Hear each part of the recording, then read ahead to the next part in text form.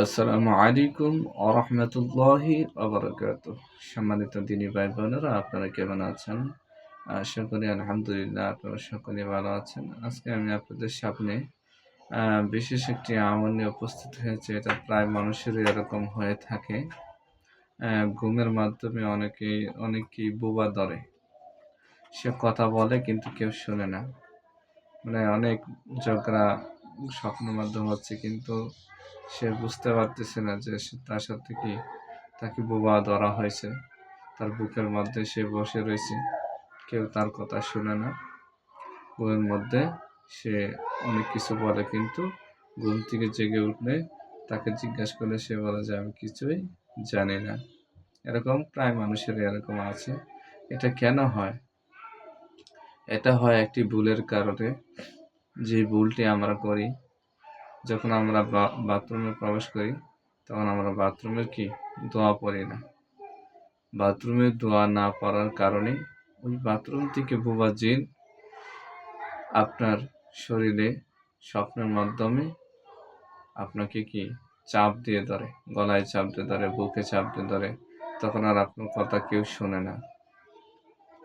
তো যখন আমরা বাথরুমে যাব, আল্লাহুম্মা ইন্নী আউযু বিকা মিনাল খুবুসি ওয়াল খাবাইস, যখন আমরা এই দোয়াটা পড়ে যাব, এই দোয়াটা না পড়ার কারণে অনেককেই বোবা জেনে ধরে। ঘুমের মাধ্যমে বোবা ধরে, সারা শরীর অবশ বানায় দেয়। হ্যাঁ, এই জন্য এই দোয়াটা আমরা বাথরুমে পড়ে গেলে ইনশাআল্লাহ বোবা যে ধরাটা এটা থাকবে না।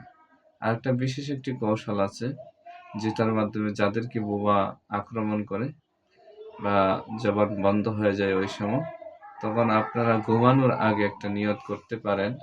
যে নিয়তটা হচ্ছে, যদি সে আজকে আমাকে ধরতে আসে, তাহলে আমার বাম পায়ে দিয়ে তাকে লাথি দিব।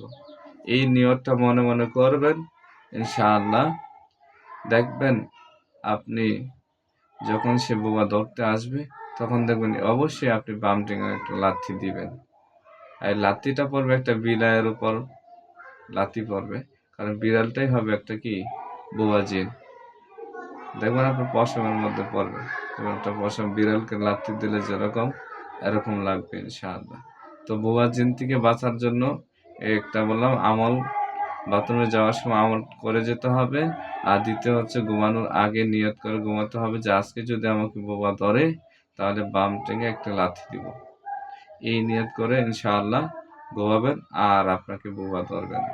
প্রত্যেকেই আমলটি করার তৌফিক দান করুক। যারা নতুন ভিডিও দেখতেছেন, আমার ভিডিওটি অবশ্যই আপনারা সাবস্ক্রাইব করবেন নতুন ভিডিও পাওয়ার জন্য। আসসালামু আলাইকুম ওয়া রাহমাতুল্লাহি ওয়া বারাকাতুহু।